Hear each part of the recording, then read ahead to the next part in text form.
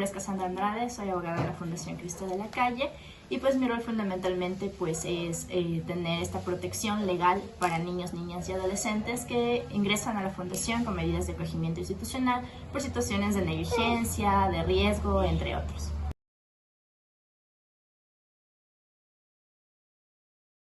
Actualmente en la Fundación Cristo de la Calle sí se encuentran pocos en este tiempo, pero la trayectoria de la Fundación, que son a lo largo de 30 años, pues sí han existido niños en movilidad humana y pues obviamente se da la atención oportuna para proteger sus derechos.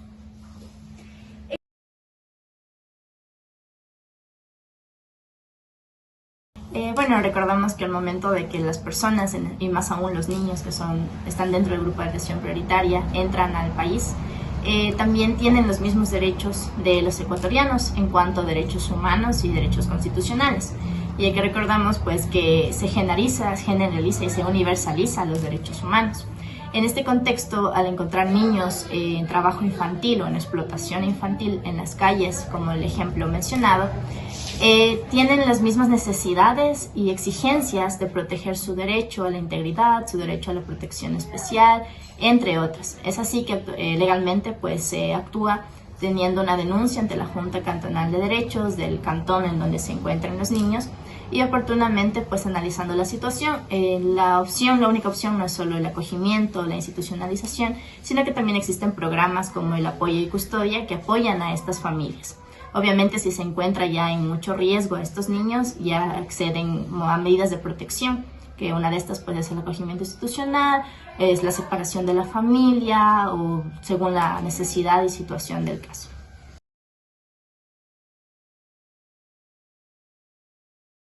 Como les mencionaba, por ejemplo, dentro de la Fundación existe este programa de apoyo y custodia familiar.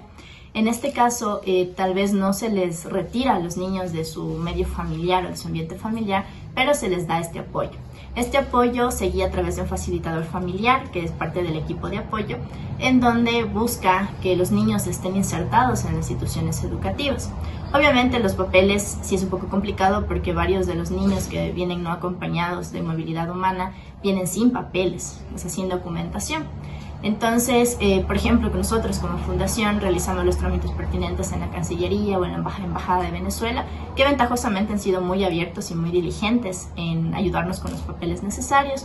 Y obviamente intentamos como que investigar la familia, para que la familia tal vez en Venezuela nos remita los documentos, entre otros. Igual el sistema educativo, pues a veces sí es un poquito como que exigente en esta documentación, pero existen opciones. Una de estas opciones es de que los niños asistan como oyentes hasta que se les regule su situación, o simplemente pues a través de la fundación como entidad, se podría decir, de apoyo y de protección a los niños, pues se nos ayuda a facilitar pues este ingreso a los niños al acceso a la educación. Y como lo mencionaba, pues obviamente muy aparte que sea venezolano, colombiano, ecuatoriano, pues todos y todas tenemos este derecho a que se garantice la educación, no solo el acceso.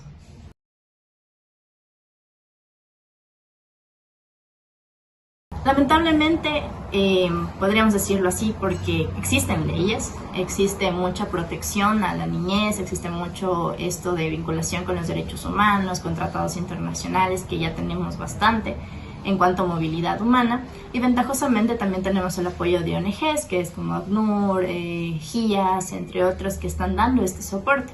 Pero ahora yo creo que las leyes en sí están, lo que hace falta es interpretar las leyes. Porque muchas de las veces sí se reconocen los derechos humanos de las personas en movilidad humana, pero no se reconoce también como que estas obligaciones que acarrean. Me refiero más a los adultos. Obviamente los niños tienen esta generalización de ser niños y obviamente estar al amparo de un cuidador o de una cuidadora, sea quien sea. Entonces considero que a nivel legal se debería dar una mejor interpretación. Tal vez una adaptación que guíe de mejor manera tanto a los jueces como abogados y también como juntas o instituciones de protección para que se realice una mejor interpretación y aplicación, porque eso lamentablemente nos perjudica mucho. Tenemos una constitución excelente en derechos humanos, en derechos constitucionales, pero no es suficiente al momento de argumentar estas situaciones.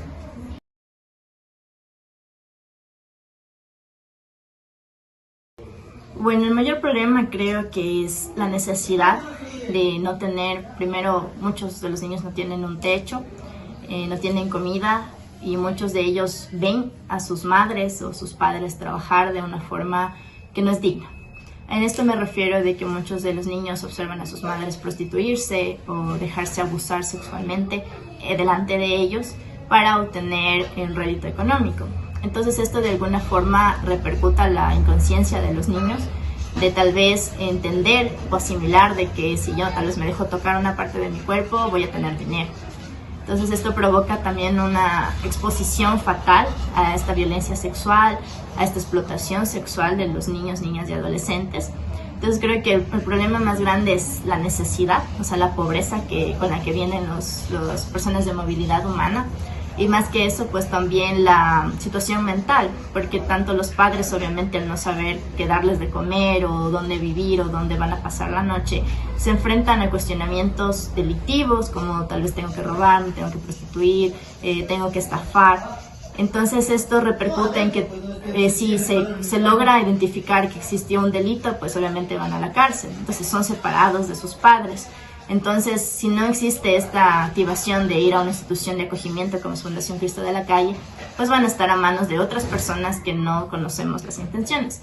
Entonces yo creo que la exposición al peligro que tienen los niños de que sean víctimas de delitos es súper alarmante.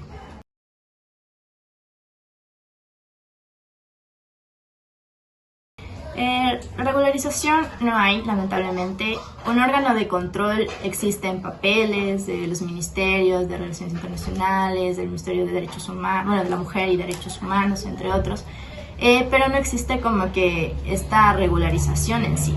Para mi pensamiento y criterio profesional, las organizaciones, las ONGs, han sido quienes han estado pendientes de si se cumple o no, han estado exigiendo a las autoridades educativas, a las autoridades de migración, a las autoridades de empleos mismos, porque conocemos que obviamente la situación laboral de los migrantes o de las personas de movilidad humana es muy pésima en cuanto a su remuneración económica, sus maltratos, entre otras cosas, que puede configurarse en la nueva situación de esclavismo y de xenofobia y discriminación.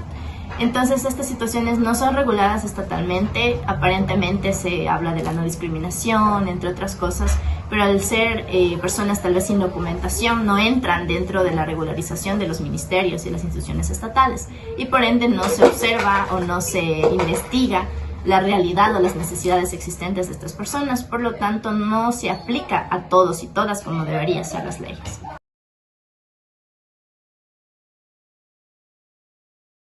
Pues tomar conciencia en cuanto a niños, niñas y adolescentes que tienen esta igualdad, no solo ante la ley, sino creo que ante la empatía de la sociedad, y que obviamente vemos muchos niños pidiendo en las calles, muchos niños tal vez, no sé, en situaciones de pobreza extrema, o muchos también están robando. Pero estas situaciones obviamente no son culpa de ellos, sino del mal manejo de las leyes, la mala aplicación de las leyes, la mala gobernanza de los países vecinos, entre otros. Pero sí es importante también siempre otorgar las medidas necesarias para protección de los niños, niñas y adolescentes, tanto nacionales como extranjeros, en una forma de priorizar su interés superior. Y más que todo, pues ayudar también a otorgar las herramientas necesarias para que estas personas y su familia puedan tener un sustento digno, porque creo que ese es el fundamento de los derechos, la dignidad humana.